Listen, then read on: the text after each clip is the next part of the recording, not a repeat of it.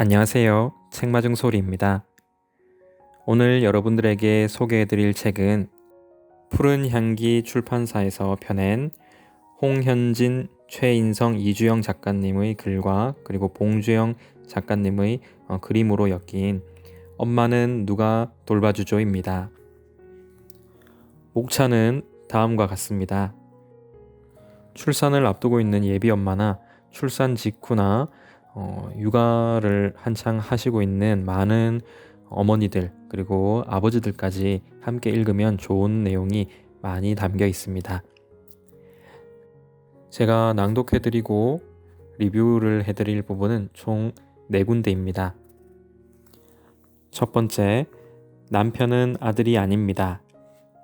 두 번째, 세상에서 가장 사랑하는 엄마. 세 번째, 왜 나는 수면 교육에 실패했나? 그리고 마지막으로 친정 도움 못 받는 나 억울한가요? 입니다. 그럼 바로 낭독을 시작하도록 하겠습니다.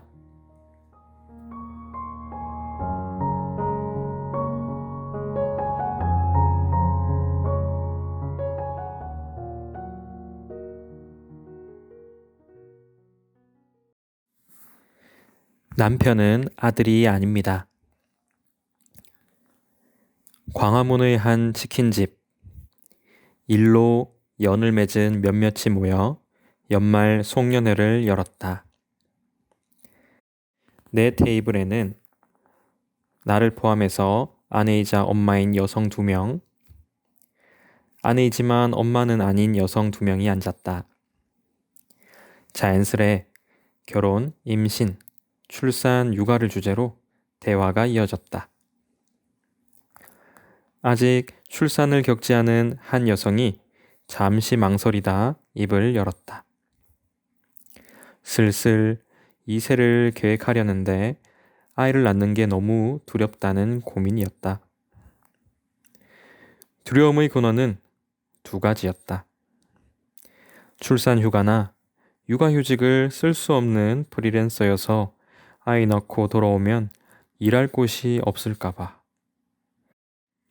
그러다가 홀로 집에서 독박 육아를 하게 될까봐. 이미 출산을 겪은 한 여성은 마시려던 맥주잔을 내려놓으며 단호히 답했다.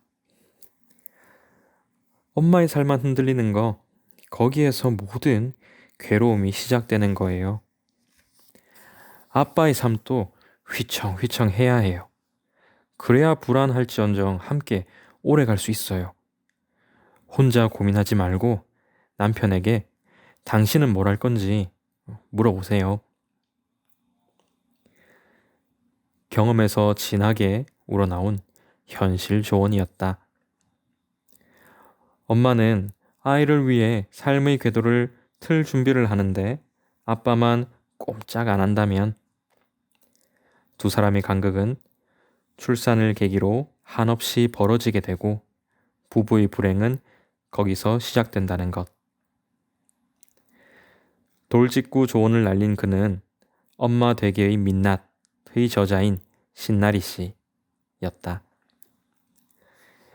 이 책은 자식을 명문대에 보내거나 노력으로 대기업 CEO 성공 신화를 이룬 주인공의 자서전이 아니다. 소속도 정체성도 없이 살림하고 아이를 돌보며 살아가는 한 사람의 기록물이다. 그림 하나 없이 글로만 363쪽이 가득 차 있지만 읽다 보면 내가 활자를 눈으로 훑고 있다는 감각을 잊은 채 그의 현실 세계로 빠져들고 천당과 지옥을 오가는 그의 내면에 함께 요동치게 된다. 특히 육아의 책임을 남편과 동등하게 지기 위해 분투한 역사가 압권이다. 부모가 될까 고민하는 사람, 부모가 될 사람, 막 부모가 된 사람 모두 읽어보면 좋을 교과서 같은 책. 그 정도로 생생하고 정확하고 적나라하다. 엄마 되기의 민낯 감상 포인트 셋을 소개한다. 첫 번째, 아빠는 아들이 아니다. 온라인 커뮤니티에 올라오는 엄마들의 각종 사연을 읽다가 남편을 아들이라고 부르는 걸 본 적이 있다. 집에 오면 대자로 뻗을 줄만 알지 애 재울 줄은 모르는 남편. 그런 순간마다 싸우기 지쳐 아들 하나 더 키운다고 생각한다는 것이다. 엄마 되기의 민낯 저자도 출산 후 독박 육아에 고립됐지만 남편을 아들이라며 포기하지 않았다. 남편에게 진정한 아빠가 될 기회를 주기 위해 끝까지 묻고 싸웠다. 그는 한 사람이 희생하는 평화보다 다 같이 나아가는 불화가 가족을 더욱 단단히 묶어줄 거라고 믿었다. 남편이 서툴러도 계속 육아를 맡기고 책임을 나누고 함께 가정을 돌봤다. 그 없이 못 살아서가 아니다. 그가 우리가 만들어 놓은 아이에게 아빠가 되어주기를, 우리가 이룬 가족이 가족답게 살기를 바라는 진심 때문이다. 누군가는 나에게 왜 그리 남편을 못 살게 구느냐고 말한다. 아이와 함께 보내야 하는 시간이 성인으로서 자기 돌봄이 왜 못 살게 하는 요구로 둔갑하는 걸까? 이는 육아라는 위대한 경험에 대한 모욕이며 남편을 성숙한 성인이 아니라 아이로 취급하며 무시하는 처사가 아닌가. 나는 일생에 2번 다시 겪을 수 없는 어린 자녀와의 소중한 시간을 남편에게도 주고 싶다. 또한 남편을 성인으로서 존중하고 싶다.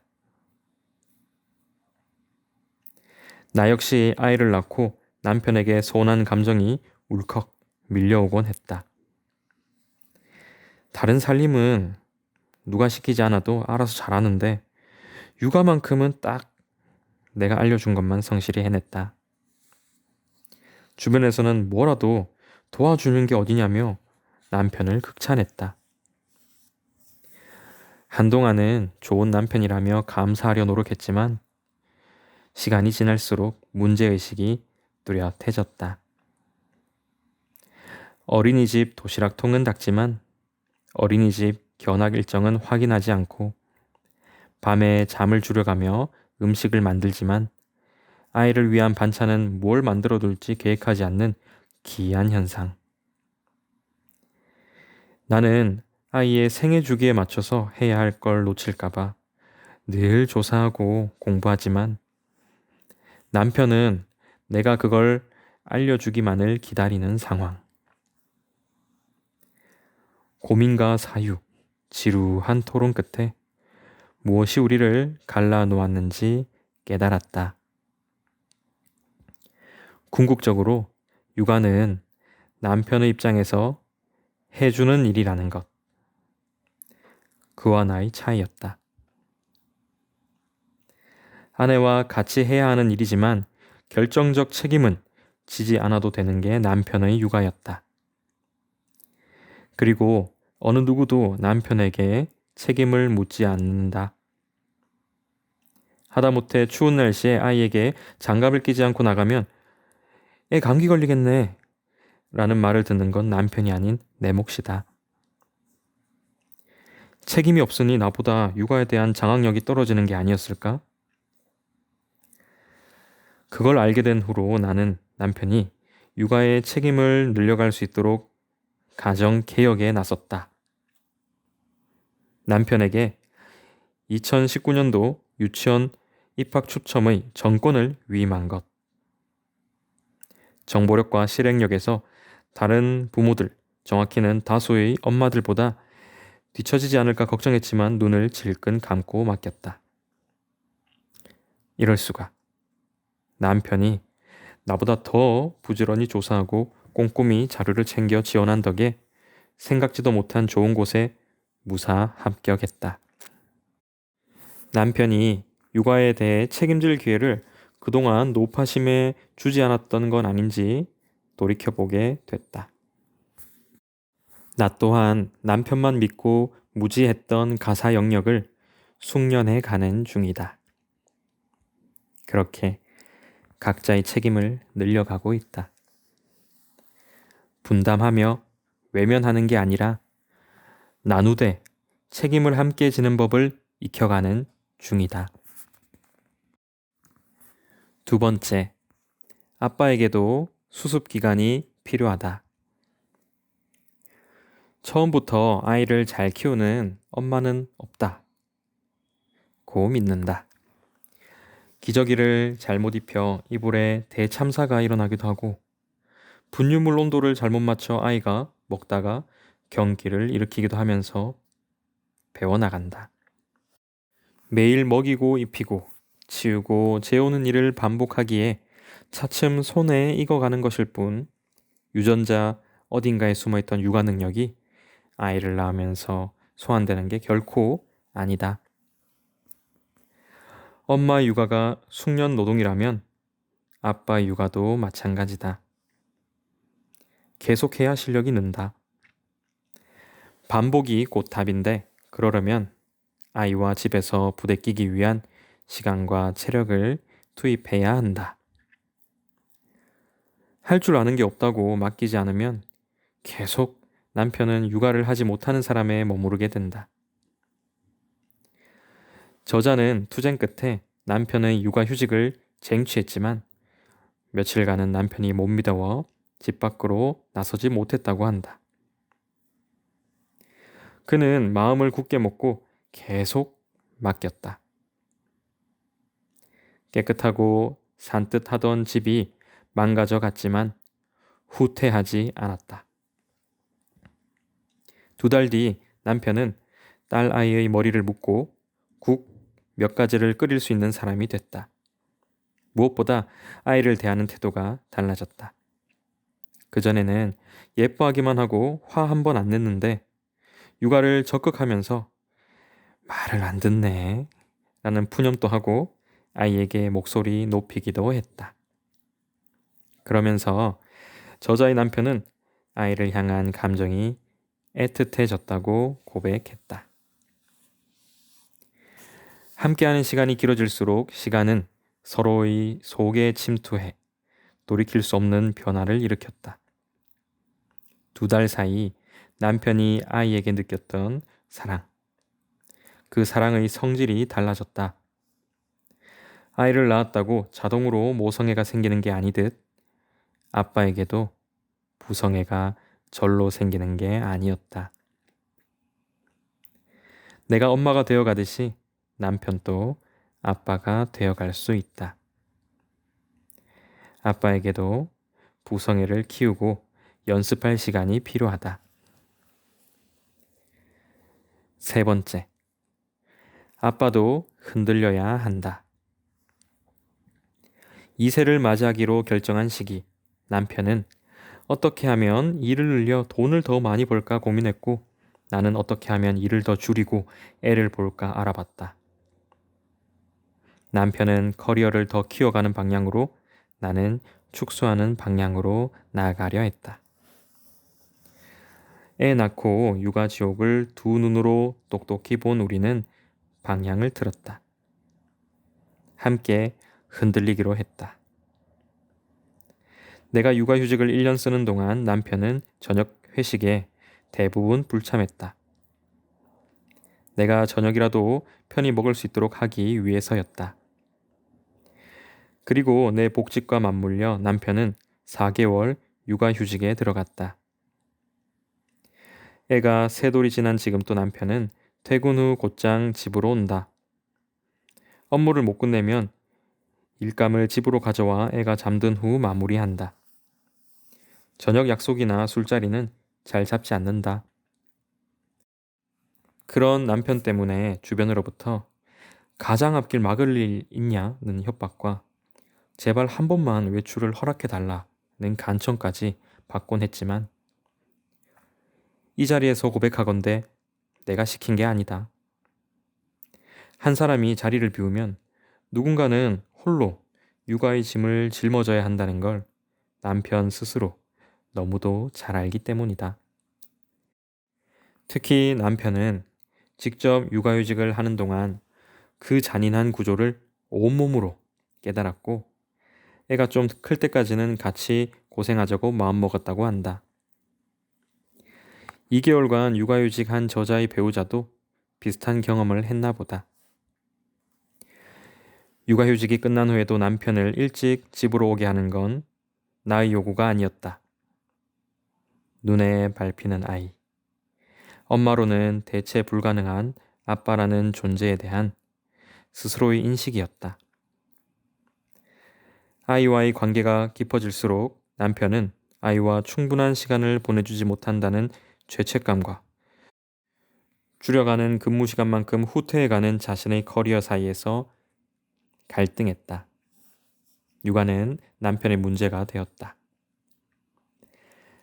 한 사람이 KTX처럼 빠르게 직진할 수 있도록 밀어주는 것도 방법이겠지만 우리 부부는 비둘기호처럼 나아가기로 했다. 느리지만 함께 달리려 한다. 속도가 더디고 빙 돌아가야 할 테지만 적어도 누군가 멈추거나 방향을 틀지 않아도 되니까 끝까지 함께 갈 수 있으니까. 낭독을 마치겠습니다. 네, 맞습니다. 남편은 육아를 도와주는 존재가 아니라 육아를 함께 하는 동지라는 생각이 이 책을 읽으면서 많이 들었습니다. 예전 대가족 문화에서는 많은 눈과 귀가 있었기 때문에 아이가 저절로 커는 것처럼 느껴졌죠. 하지만 지금은 엄마 혼자 집에서 아이를 보는 이 독박 육아라는 것은 엄마의 희생 없이는 진짜 불가능합니다. 아이를 달래고 재우고 기저귀를 갈아주고 놀아주고 젖 물리거나 분유 먹이고 씻기고 하는 무수히 많은 낮과 밤을 아이와 함께 지새워야만 우리 아이들이 성장하기 때문이죠. 엄마 혼자는 참 힘듭니다. 그래서 작가는 분담하며 외면하는 게 아니라 나누되 책임을 함께 지는 법을 엄마와 아빠가 익혀가야 된다고 말하고 있습니다. 그렇게 함께 나누고 책임지면서 서서히 아내와 남편도 아이와 함께 진짜 엄마와 아빠로 성장하게 되는 것 같아요. 아빠들은 뭐 설거지하거나 집안일 하거나 뭐 또 단순히 아이와 놀아주는 것이 아내를 도와준다고 생각하는 것을 넘어서야 된다는 것이죠. 차원이 다른 그런 세계로 육아 동지의 끈끈한 그 우정을 함께 느끼면서 육아라는 실전 속으로 과감하게 용기를 갖고 뛰어들 준비를 해야 된다고 말하고 있습니다. 그렇게 할 때 아빠는 더 이상 아들이 아니고 남편이라는 육아 동지가 되는 거겠죠.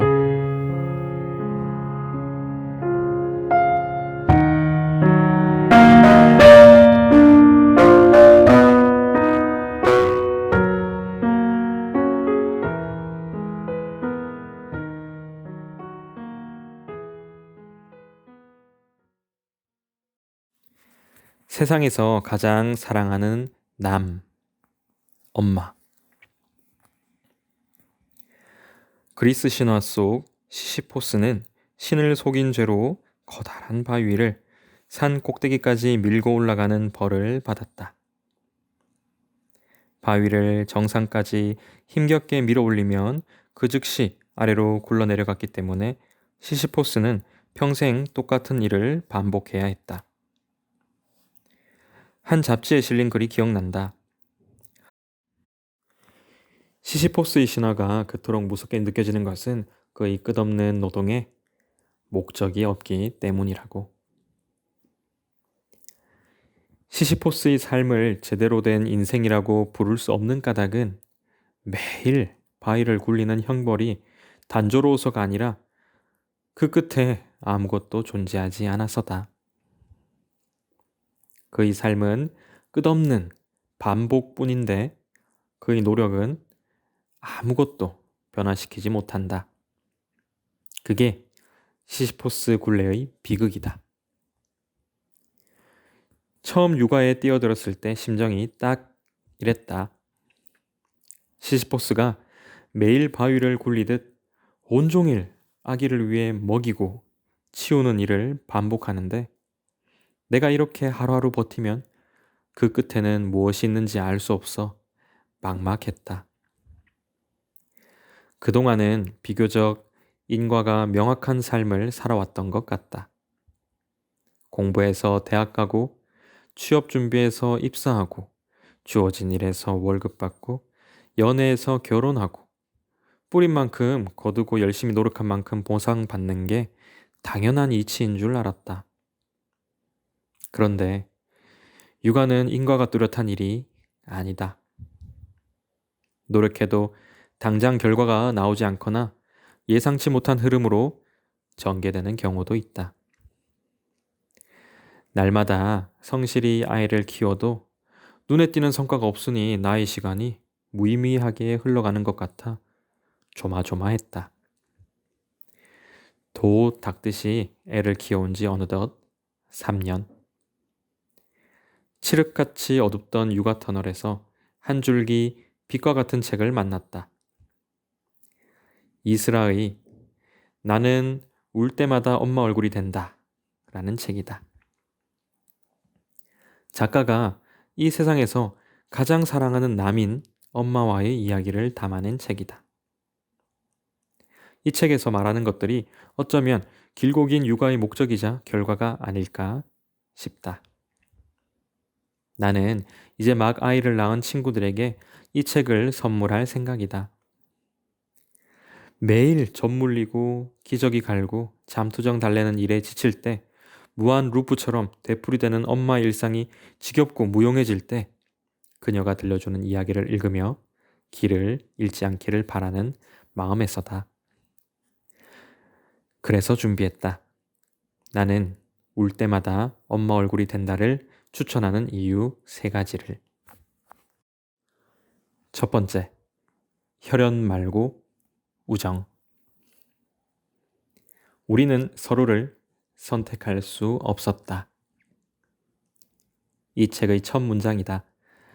이 말만큼 부모와 자식이라는 관계의 본질을 꿰뚫는 문장이 또 있을까? 우리는 모두 우연히 만난 존재들이다. 서로를 고를 수 없던 두 사람이 만났고, 따라서 우리는 서로를 모른 채 출발했다. 그녀는 이어서 말한다. 어떤 모녀가 함께 자라도록 도운 풍경을 묘사한 책이다. 한 아이가 태어나 성인이 되기까지의 역사, 혹은 한 몸에 있었던 두 사람이 서로에게서 독립하는 과정이기도 하다. 무엇보다도 우정에 관한 이야기라고 한다. 우연히 만난 두 사람의 우정, 서로가 서로를 고를 수 없었던 인연 속에서 어떤 슬픔과 재미가 있었는지 말하고 싶었다. 육아는 부모가 아이를 일방적으로 키우는 단순 노동이 아니다. 아이도 나도 함께 자라면서 친구가 되는 시간이다. 이 책을 읽은 뒤로 나는 육아가 힘들 때마다 속으로 되뇌인다. 나는 지금 이 아이와 우정을 쌓아가고 있다고. 두 번째, 엄마의 이름을 부르는 딸.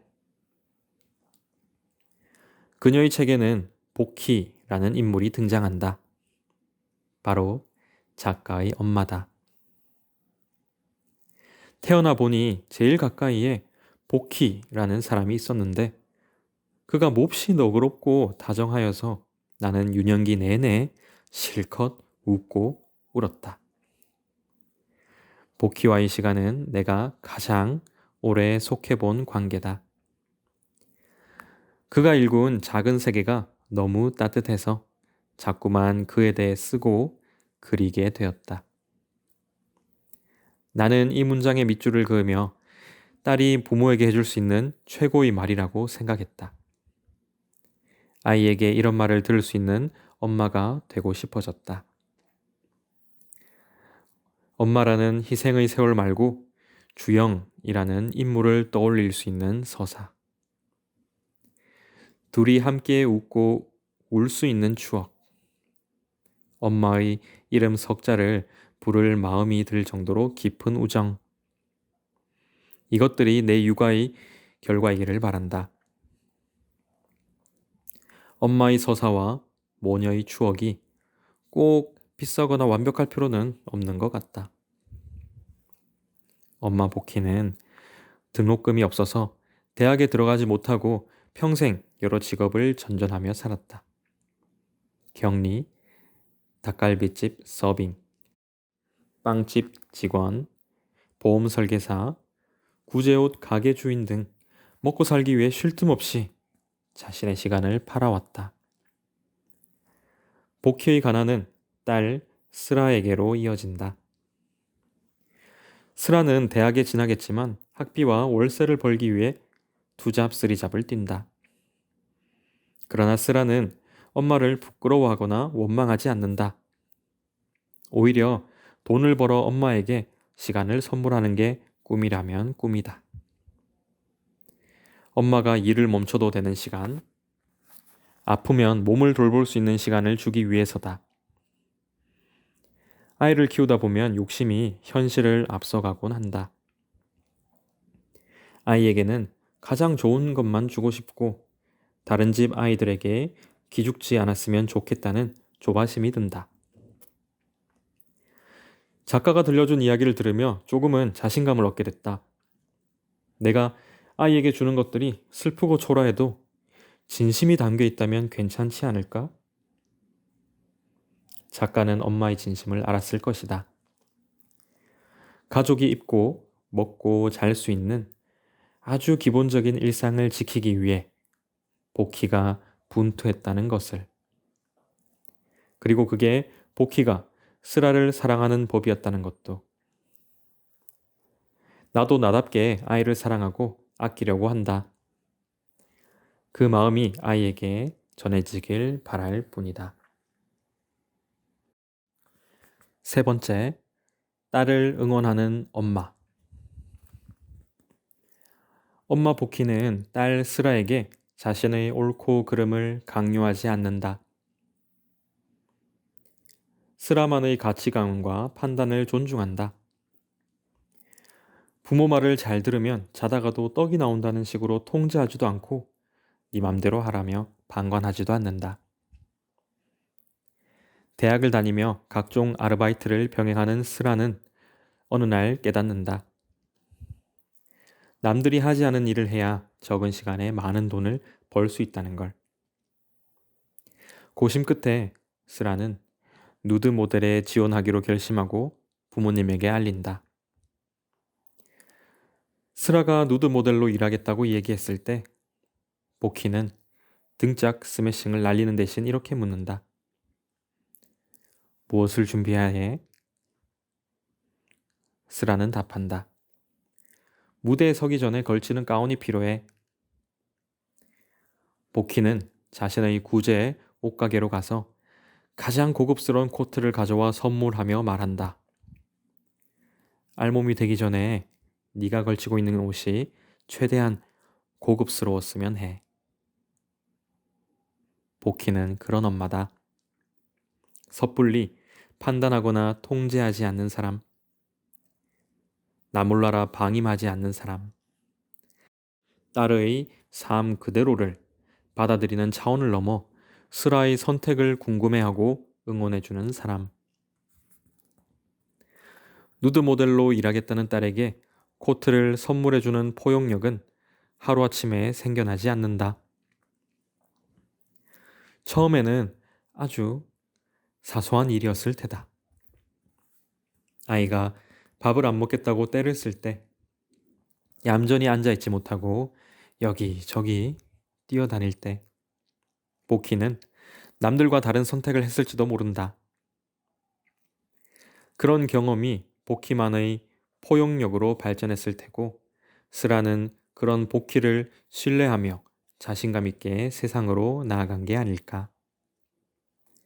작가는 엄마와의 역사를 나를 씩씩하게 만든 이야기라고 말한다. 이 문장을 곱씹으며 나는 추억의 힘을 생각했다. 추억의 기본 단위는 일상이고 육아는 부모와 아이가 수많은 일상을 읽어가는 일이다. 당장 극적으로 달라지는 건 없지만 먹이고 입히고 재우는 지루한 일상이 아이의 마음 어딘가에 추억이라는 동력으로 차곡차곡 쌓이고 있을지도 모른다. 낭독을 마치겠습니다. 이주영 작가는 나는 울 때마다 엄마 얼굴이 된다라는 책을 읽고 리뷰한 내용을 소개하고 있습니다. 딸과 엄마의 어떤 이상적인 관계 맺음에 대해서 자신의 생각을 말하고 있는데 저는 이상적인 부모의 모습은 무엇인지에 대해 한번 생각해 보게 됐습니다. 아무리 부모와 자식이라 할지라도 사람 간의 관계 맺음은 배려와 존중에서 시작되는 것 같아요. 우리와 자녀들의 관계 맺음도 이런 것들이 그대로 녹아 나오겠죠. 작가는 그래서 이렇게 적고 있어요. 섣불리 판단하거나 통제하지 않지만 그렇다고 나 몰라라 방임하지 않고 자녀의 삶을 그대로 받아들이는 차원을 넘어서서 자녀의 선택을 궁금해하고 응원해주는 사람. 이 긴 설명에 해당하는 인물이 엄마였으면 하고 말하고 있어요. 나도 우리도 이런 엄마의 모습을 부모로서 갖추도록 노력해야겠죠.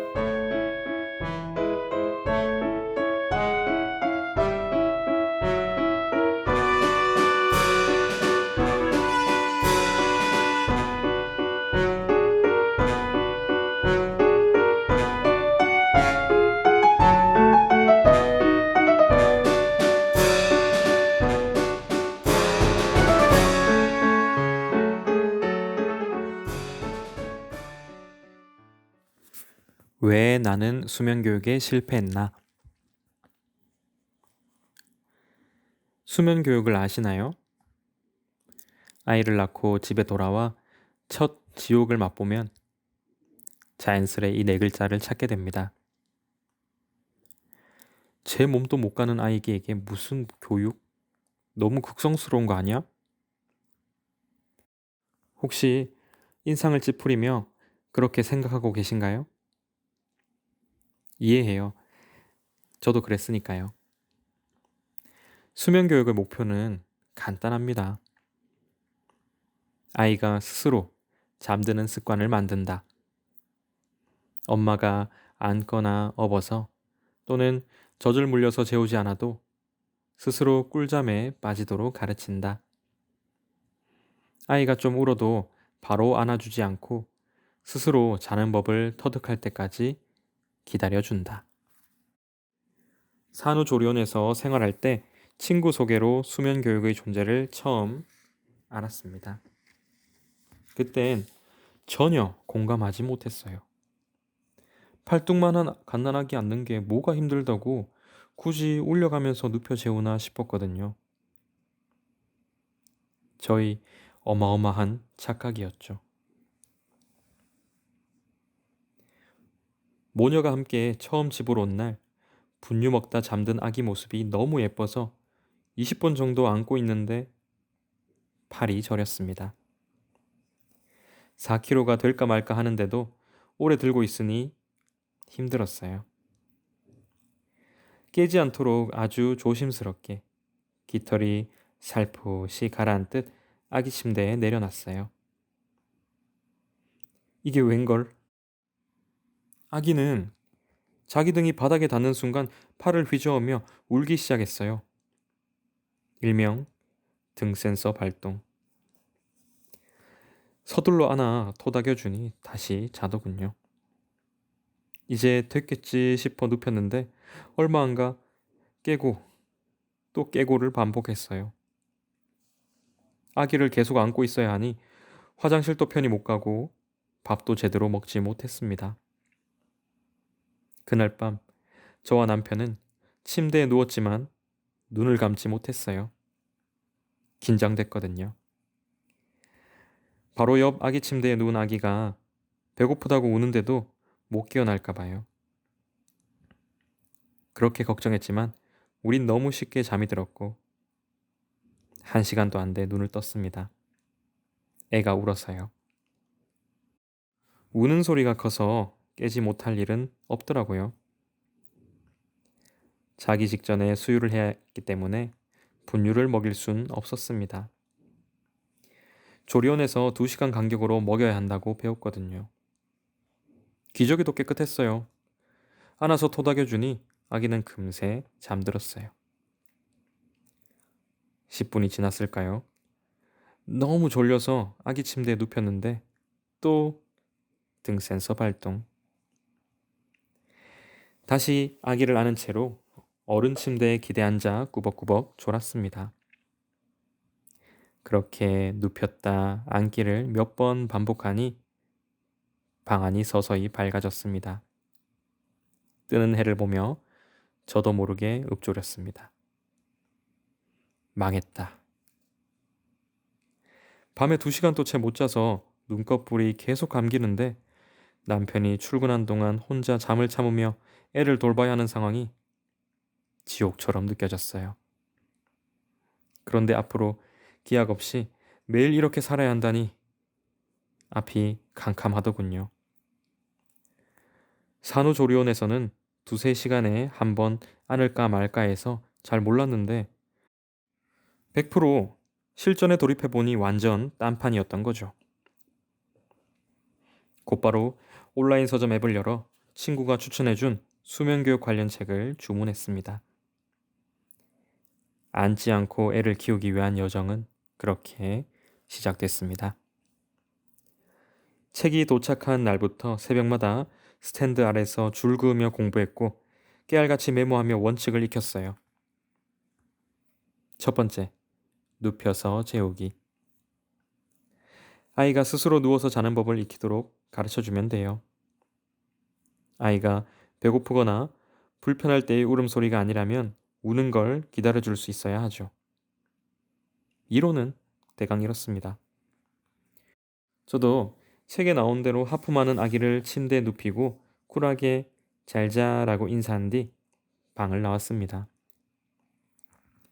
아기는 소화전 사이렌 울리듯 곧바로 울음태세에 돌입했어요. 침착해지려 했어요. 괜찮아. 아기의 울음은 커뮤니케이션 수단일 뿐이야. 쿨하지만 진지하게 관찰하고 기다려보자. 당장 뛰어가서 확인해보고 싶은 마음을 누르고 대기했어요. 너무도 긴 지옥 같은 시간이었어요. 10분 정도 지났을까 싶어 시계를 보니 겨우 2분이 지났네요. 진땀이 줄줄 났어요. 책에서는 아기의 울음을 엄마가 감별해내야 한다고 했어요. 졸려서 그냥 칭얼거리는 건지 아니면 배가 덜 차서 우는 건지 기저귀가 젖어서 우는 건지 소리로 메시지를 읽어내야 한대요. 잘 들어보면 왕왕 아 캑캑 왕 같은 차이가 느껴진다는데 아무리 귀 기울여도 다 똑같이 들렸어요. 내가 하다 아기 울음 감별사 노릇까지 해야 하다니 헛웃음만 나왔어요. 원칙 2번째, 먹놀잠 패턴 맞추기.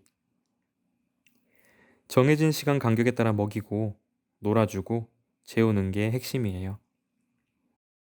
그래야 아이가 성장에 필요한 수면 시간을 충분히 채울 수 있고 수면 교육의 핵심인 꿀잠을 선물해 줄 수 있어요.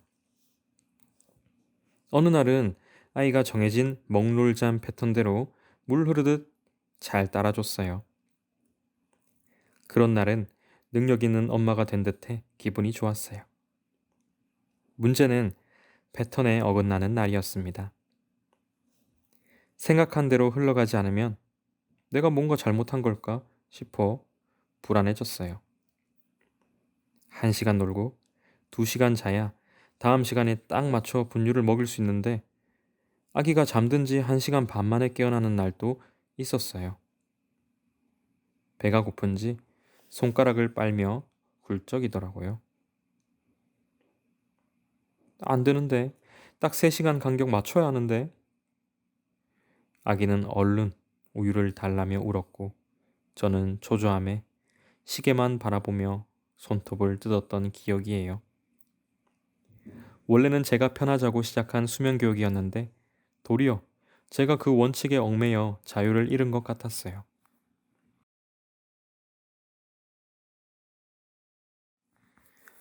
그렇게 공을 들여온 수면 교육은 두 돌을 기점으로 와르르 무너졌습니다. 갖은 방법과 쪽쪽이와 같은 아이템을 써서 어찌됐건 누워서 재워왔는데 갑자기 밤마다 안아서 재워달라고 떼를 썼어요. 우는 아이를 1시간 넘게 지켜보고 설득해 봤는데도 소용없었어요. 어쩔 수 없이 누워서 자야 한다는 원칙은 잠시 내려뒀습니다. 마음이 복잡했어요. 뜻대로 따라와 주지 않는 아이가 밉기도 했고 그 고생을 했는데 이제 와서 안아 재우는 것도 허무했어요. 지금 돌이켜보니 제가 중요한 변수를 놓치고 있었던 것 같아요. 말 못하는 아이도 결국 사람이잖아요. 기계나 수학 공식이 아니기 때문에 투입 대비 산출이 정확하지 않을 수밖에 없어요. 어른도 그렇잖아요. 어느 날은 평소보다 일찍 배가 고프기도 하고 쉽게 잠들지 못하기도 하고 아기도 컨디션에 따라 다를 수 있다는 걸 그때 전 몰랐죠. 수면 교육뿐만 아니라 밥상머리 교육도 실패로 돌아가면서 확실히 깨달았어요. 생후 6개월 이후에 이유식을 시작하면서 아이가 식탁에 앉아 얌전히 먹는 습관을 길러주고자 했어요. 처음엔 잘 따랐는데 걷기 시작하면서부터 실패했어요. 아기가 매일 의자에서 탈출했거든요. 저희 아이는 앉아서 밥 먹는 욕구보다 재밌는 걸 찾아 탐험하는 호기심이 더 강했어요. 그때 결론 내렸죠. 먹고 놀고 자는 건 부모가 주도할 수 있는 일이 아니구나. 아이와 함께 호흡을 맞춰가야 하는 영역이구나. 수면 교육 자체가 잘못됐다고 생각하진 않아요. 정해진 계획대로 흘러가야 한다고 전제를 못 박아둔 제 마음이 문제였을 뿐이죠. 아이의 하루가 예측한 대로 흘러가지 않아도 그걸 유연하게 받아들일 수 있어야 했는데 그때 이전 어긋남을 받아들이지 못해 스트레스를 받았어요. 그래도 아이가 만 3살을 넘기니 저도 이젠 좀 의연해진 듯 합니다. 아이가 침대에 누워서 잠들지 못하는 날에는 안아서 달래주거나 좋아하는 소파에서 자도록 해주기도 해요. 이제야 모녀 모두 편한 육아 방식을 조금씩 찾아가는 것 같아요. 이 글을 쓰면서 당시 읽었던 책을 다시 봤습니다. 그때는 스쳐 지나갔던 내용들이 새롭게 눈에 들어왔어요. 책에서는 수면 교육법을 전하면서도 어떤 방법이든 관건은 엄마 마음이 편해야 한다는 것이라고 전제를 달았어요. 육아에는 정답이 없으며 부모만의 철학이 가장 중요하다는 뜻이죠. 비슷한 또래의 아기를 키우는 회사 선배네에 놀러 간 적이 있어요. 수면 교육을 따로 하지 않은 그 선배는 소파에 앉아 아이를 무릎에 재우면서 책을 읽고 있었죠. 수면 교육을 하는 저보다 더 여유롭게 자기만의 시간을 즐기고 있는 모습이었습니다. 그 선배는 자기만의 철학과 방식대로 육아를 하고 있던 거예요. 엄마들이 더 즐겁게 아이를 키웠으면 합니다. 자기만의 철학과 방식으로 말이죠. 낭독을 마치겠습니다. 네, 이 글의 작가는 수면 교육에 실패했죠. 하지만 수면 교육에 실패한 엄마 아빠들의 마음을 어루만져 주는 데에는 성공한 것 같아요. 수면 교육에 실패한 부모는 능력이 없고 수면 교육에 성공한 부모는 능력이 있다는 이런 사슬에서 과감하게 벗어나게 해줬으니까 말이죠. 결국 아이는 엄마 그리고 아빠와의 상호작용으로 자연스럽게 성장해 간다는 그 마지막 변수, 이것을 고려하지 않으면 아무리 육아책과 유튜브 등에서 넘쳐 흘러나오는 그 어떤 좋은 방법을 쓰더라도 아이들에게는 통하지 않을 거라는 생각을 이 책을 읽으면서 하게 되네요. 옛말에 그런 말이 있죠. 물가에 말을 데려갈 수는 있지만 물을 먹는 건 결국 말입니다. 아이가 커서도 부모의 바람대로 모든 것을 따라주지는 않죠. 결국 우리 아이를 위한 일반적이거나 특별한 공식이 있는 건 아닌 것 같아요. 마음을 좀 내려놓고 좀 더 우리 아이가 어떤 것을 좋아하는지 그리고 행동은 어떠한지를 관찰하는 게, 거기에 집중을 하는 게 더 바람직하지 않나, 이런 생각을 하게 됩니다. 우리 아이만 갖는 특징은 그 어떤 육아 전문가들도 관찰 비디오를 보지 않는 이상 알 수 없죠. 엄마와 아빠가 가장 잘 알기 때문이죠. 그래서 이 세상의 모든 엄마 아빠들이 책대로 각종 인터넷의 정보들대로 해야 한다는 그런 마음의지, 이제는 내려놓았으면 좋겠습니다.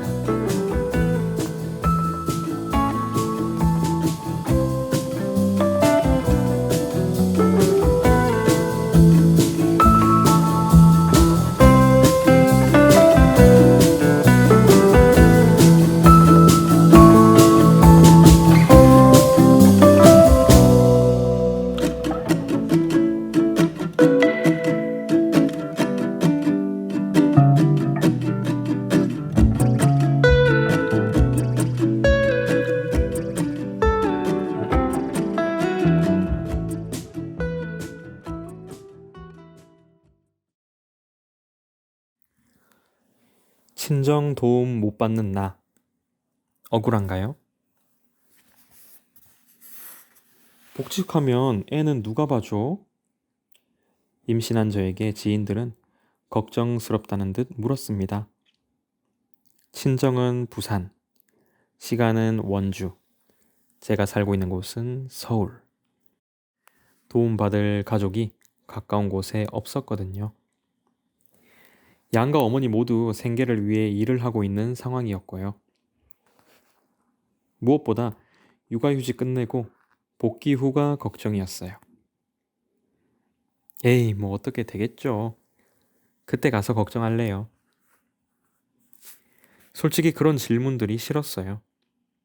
고민한다고 해서 해결될 일도 아니고 그때는 정말 어떻게든 될 거라고 생각했거든요. 아이를 낳고서야 알게 됐죠. 가족, 특히 친정엄마의 도움을 받을 수 있느냐, 없느냐가 삶의 질에 얼마나 큰 영향을 미치는지 말이에요.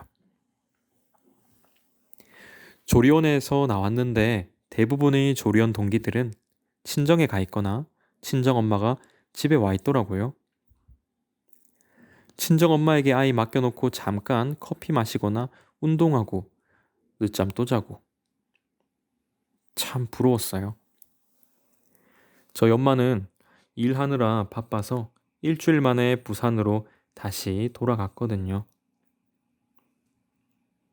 혼자 아이 키우는 게 너무 막막하던 신생아 시절, 친정 엄마와 함께 아이 데리고 나온 다른 엄마들이 얼마나 부러웠는지 몰라요. 친정 한번 가려 해도 신생아 데리고 부산까지 가는 건 보통 일이 아니었어요. 나는 왜 친정 엄마가 있어도 도움을 받을 수 없을까? 서러워서 운 적도 있어요. 친정 엄마랑 평소에 사이가 각별했느냐? 딱히 그런 것도 아니었어요. 엄마랑 하루 이상만 있어도 티격태격. 연락도 자주 안 해요. 그때는 왜 그렇게 엄마가 간절했을까요? 복직 후에는 상태가 더 심각했어요. 친정엄마 도움받는 주변 직장맘과 제 처지를 계속 비교하게 되더라고요. 친정엄마가 도와주는데 대체 뭐가 힘들어? 나만큼 힘들어? 라는 삐딱한 생각도 했어요. 자꾸 누군가에게 기대고 싶다는 심리가 생기니까 육아는 더 힘들었고요. 친정 씨가 도움 없이 저와 남편 둘만의 힘으로 아이를 키우는 일은 생각보다 훨씬 고된 일이었어요. 늘 벼랑 끝에 서 있는 기분이었죠. 잠깐 숨 돌릴 틈 그게 없더라고요. 퇴근하자마자 편의점 한번 들를 여유 없이 바로 버스 정류장으로 뛰어갔어요. 딱 1시간, 아니 30분만이라도 누가 봐줄 수 있으면 좋을 텐데. 특히 아이가 아플 때는 누군가의 도움이 절실했어요.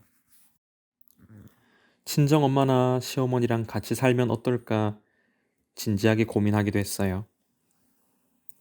친정도 시가도 멀리 있으니 같이 사는 방법밖에 없었거든요.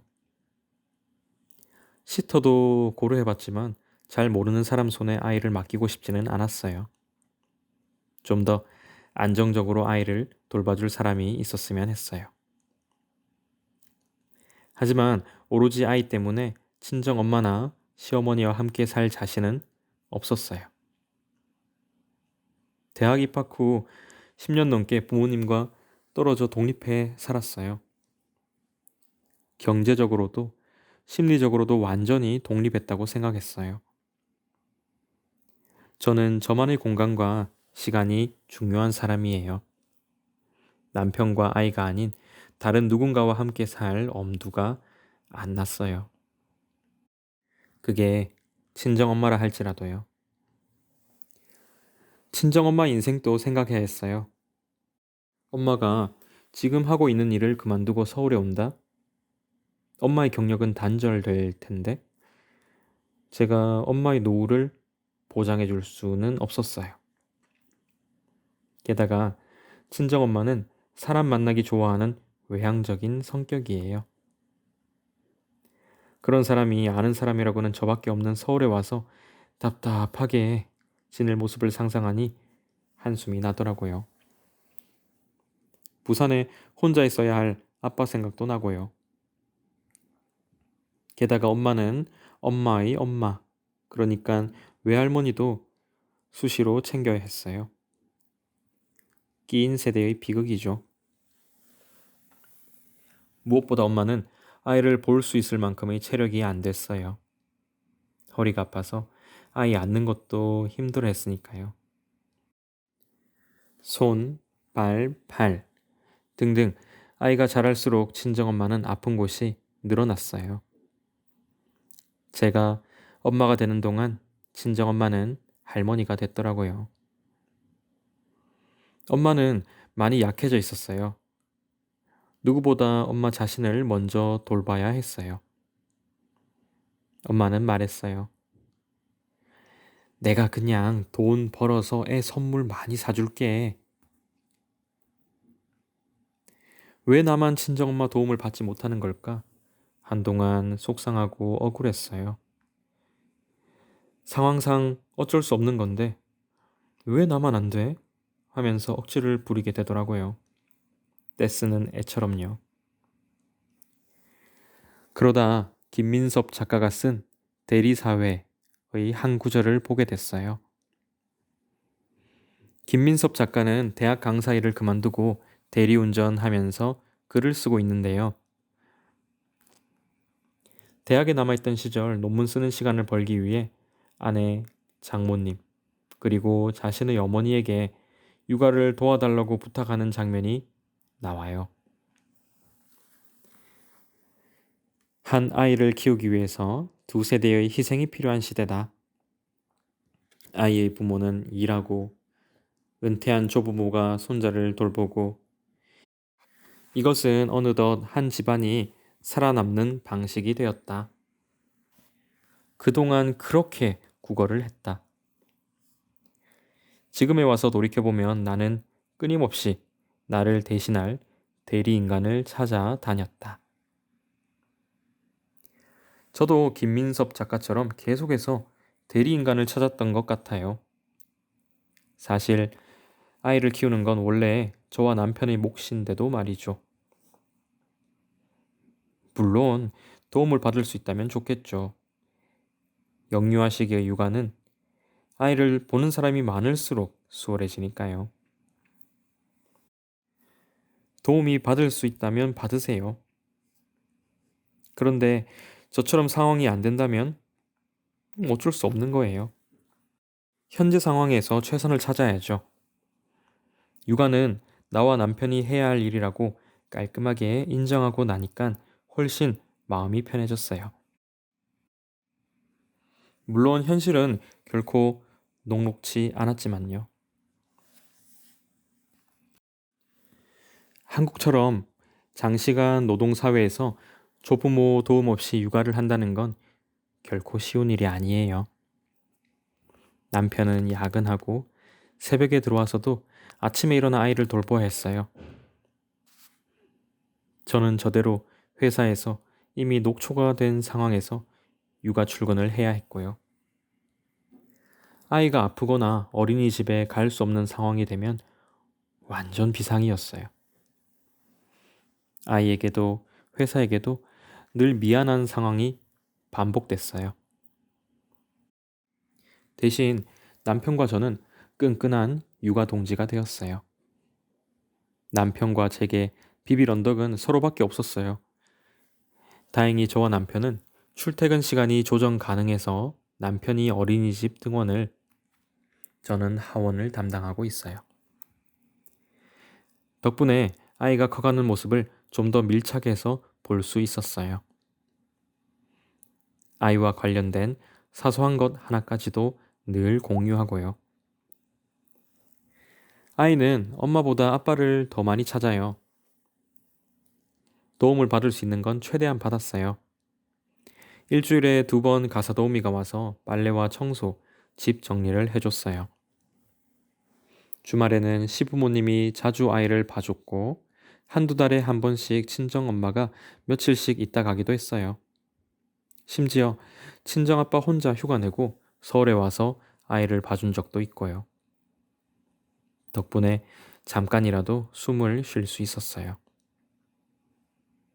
그렇게 어느새 30개월 넘게 흘렀네요.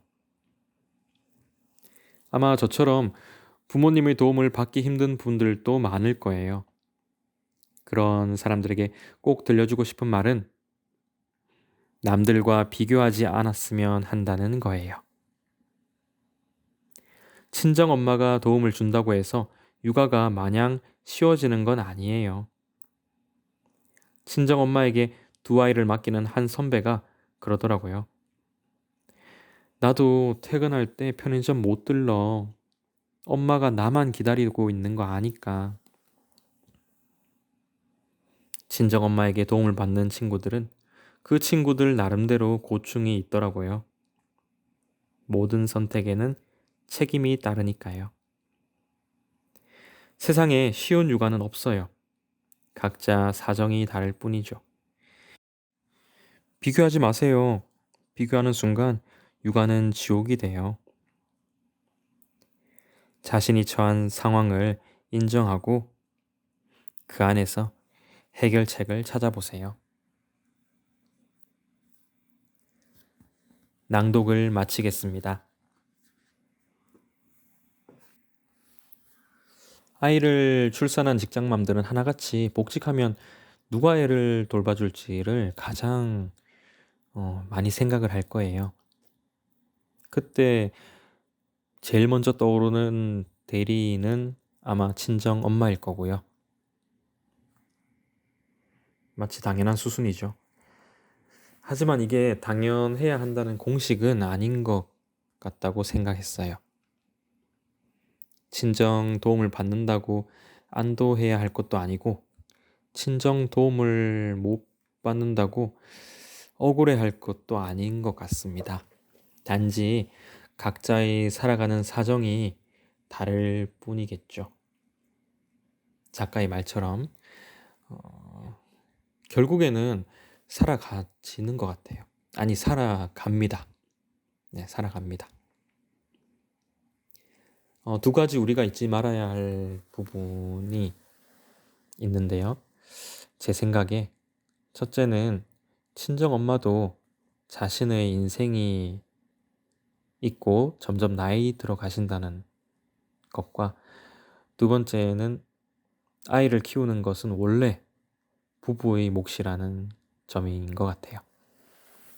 물론 친정엄마 도움을 받으면 딸의 입장에서는 편하죠. 근데 엄마와 딸의 관계가 불편한 부분도 분명히 있을 거예요. 부딪히기도 할 거고요. 마냥 좋을 수만 없는 거죠. 그렇다고 친정엄마의 도움을 받지 못한다고 해서 엄청 힘들어지는 것도 아닐 거예요. 오히려 남편과 끈끈한 육아동지가 될 수 있는 계기도 되고,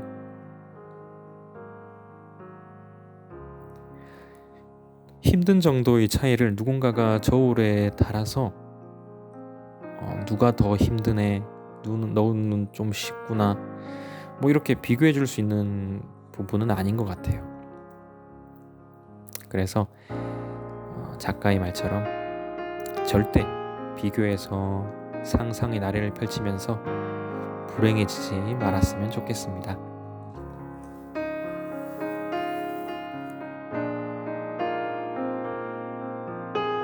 책마중 소리였습니다.